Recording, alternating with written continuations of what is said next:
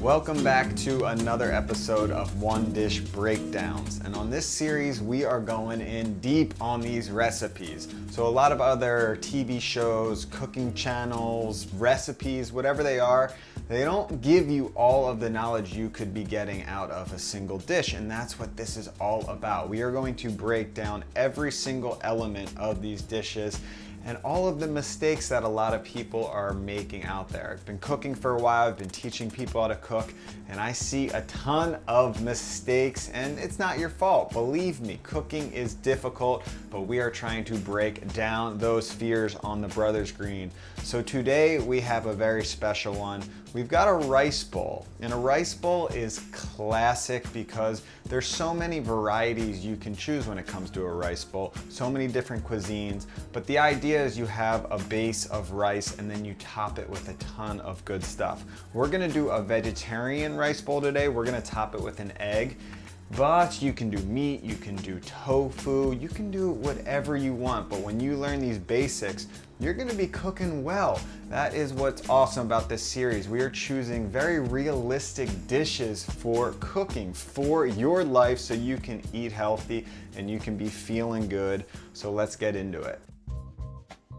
Tip number one is great when you are planning your meal. So a lot of times I'll look in my fridge, I've got a ton of ingredients and I'm a little confused. What am I gonna make? So maybe the idea pops in my head of a rice bowl, but how do I structure that? How do I create a meal that makes sense? So picking a cuisine is tip number one, which will really help just give you a little structure in the kitchen so you can have a cohesive meal that's gonna taste right. All of those elements are going to work together. I bought a few eggplants and I knew that would be the star of the show today, so I figured I would structure my meal around Mediterranean cuisine, so we are gonna go with that. Tip number two is work with a sharp knife. I can't tell you how many times someone comes over, they pick up a knife off this rack, they slice a vegetable and they start freaking out. They're like, oh my God, I gotta up my knife game, because the truth is most people are working with really dull knives, which is one, very unsafe, two, just boring. It sucks to cut with dull knives because so much of cooking is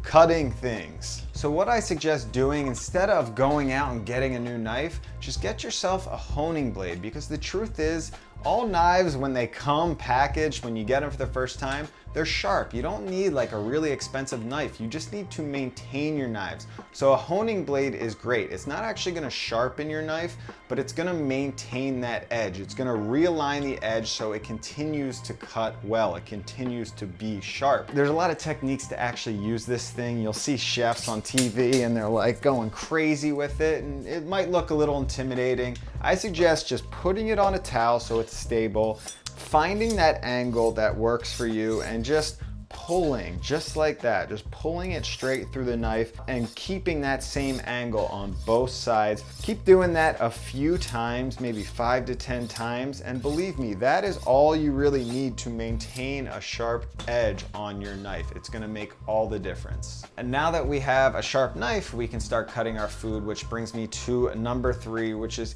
cut your food evenly, especially when you are roasting, which we are about to do. So what I like to do is cut it right down the middle, and then I can cut off the uneven part right there, maybe make a few slices, and this is where you have to think. Say you have a big chunk right there, maybe we'll cut that down into 3 pieces, and if we have a smaller slice, we can cut that into 2 pieces. So all of those pieces will be around the same size. Number 4 is always salt your eggplant, at least if you cut it up into chunks like this. Something I never really did before, but it is revolutionary when you are roasting or cooking eggplant, because it draws out a lot of the moisture.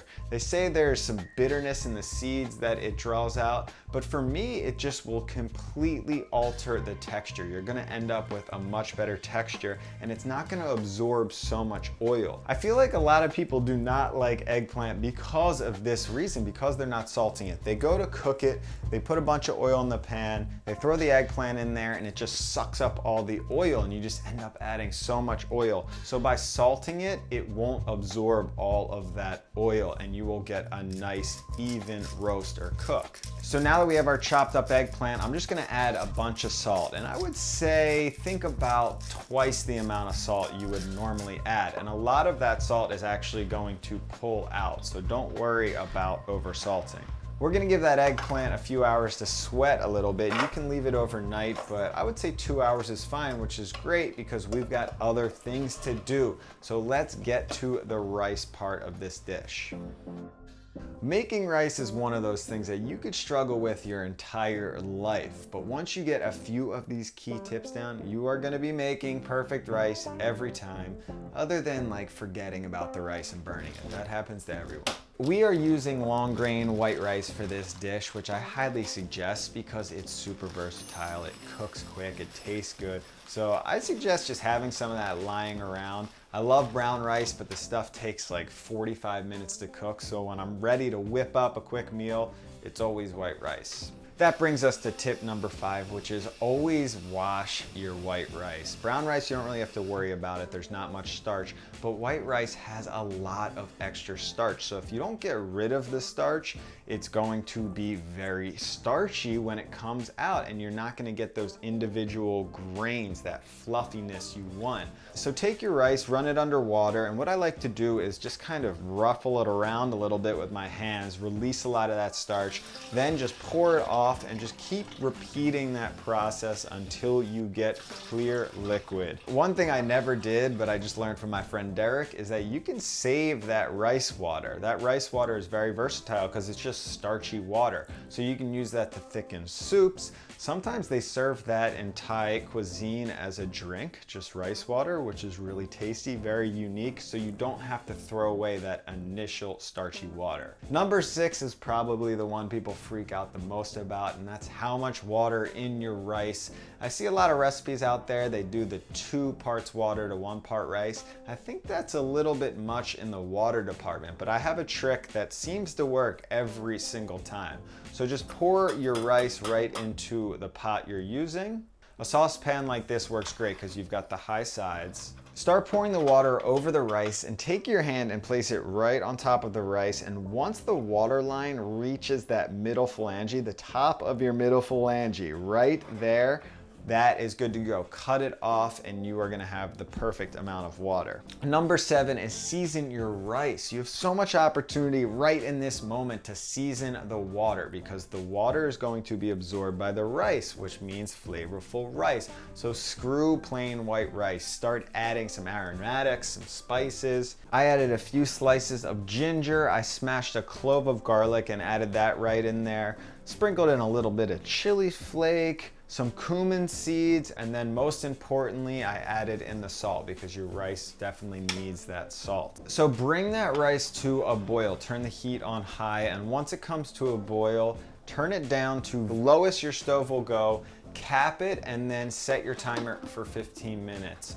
After 15 minutes, I open up that cap to a glorious sight and I just fluff it up a little bit because there's a lot of steam trapped on the bottom and you don't want the bottom of the rice to overcook. Then I'll take a little bit of parsley, keeping up with that Mediterranean vibe, sprinkle that in. I love the color it adds and then also the flavor, and just fluff that a little bit and then put the cap back on, but take it off the heat. Just let it steam a bit in its own residual heat and you will have the most perfect rice. Look at those individual grains.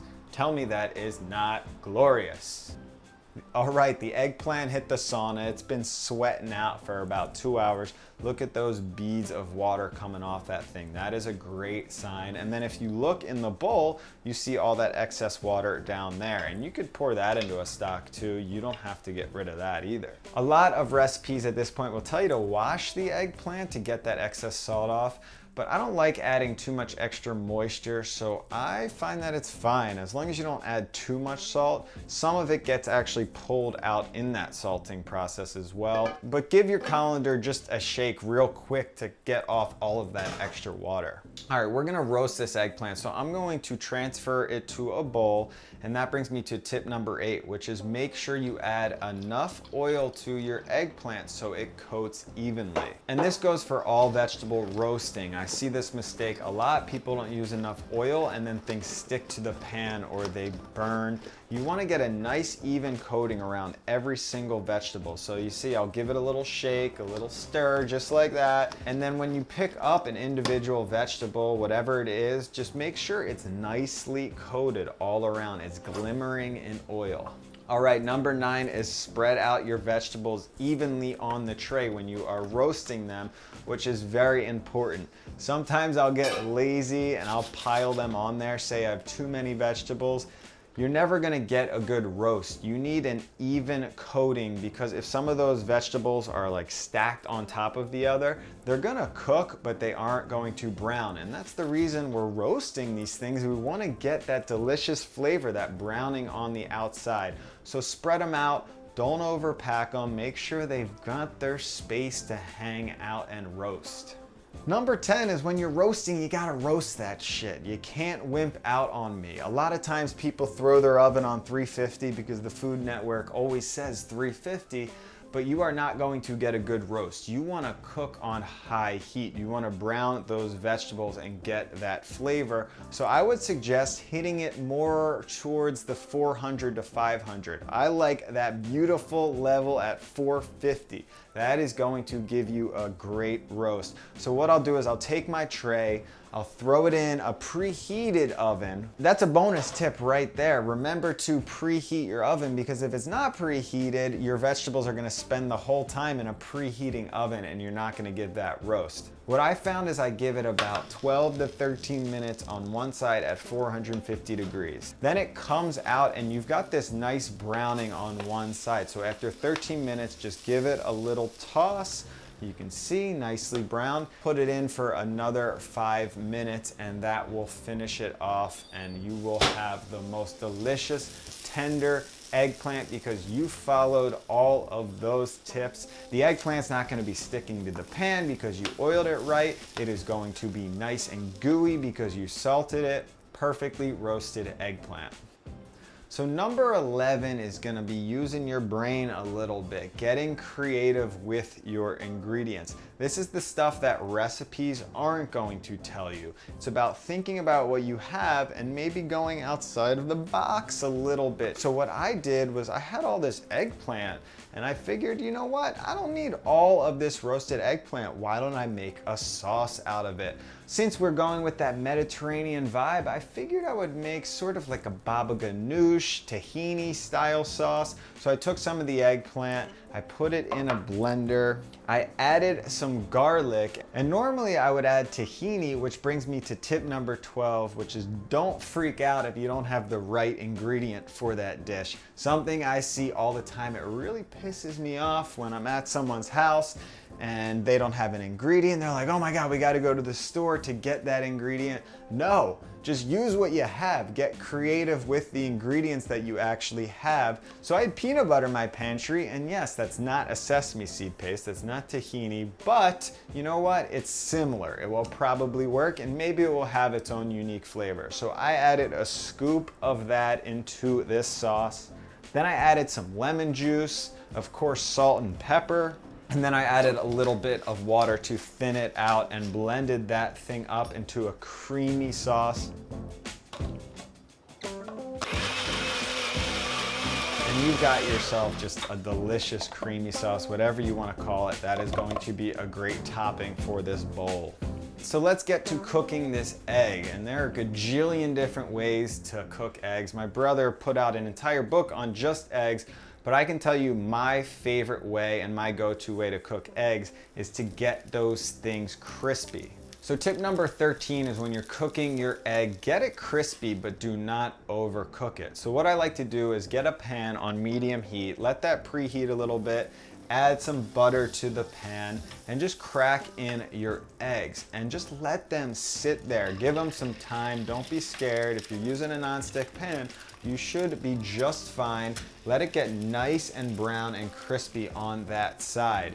And a lot of people start freaking out at this point because they don't think their eggs are properly cooked. So what I like to do to avoid all of that is I'll get them super crispy on that one side, then I'll flip them over for like 2 seconds, maybe 5 seconds, 5 to 10 seconds, I'll flip it over just to finish it off on that side. So you're gonna have the crispy egg.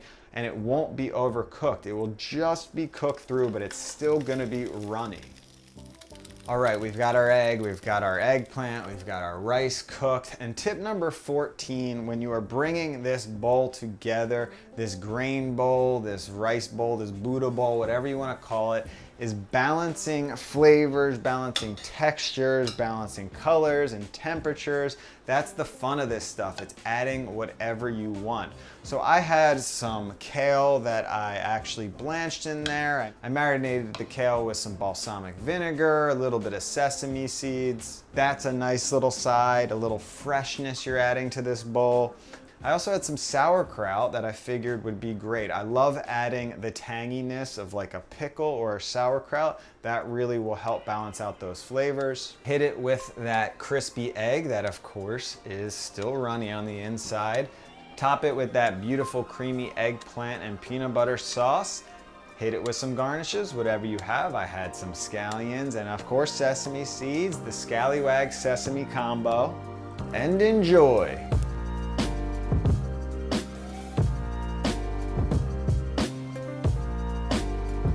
Delicious stuff. This is, generally how I eat. Bunch of different sides, some type of grain. It's always gonna work for me. It's always gonna hit the spot. And that brings me to my last tip, number 15. Just get in the kitchen. Don't be scared to make mistakes. Don't be scared to screw up. That's how you learn when it comes to cooking. It's all about persevering, learning from your mistakes, and just having a good time. So hope you enjoyed another episode breaking down the basics.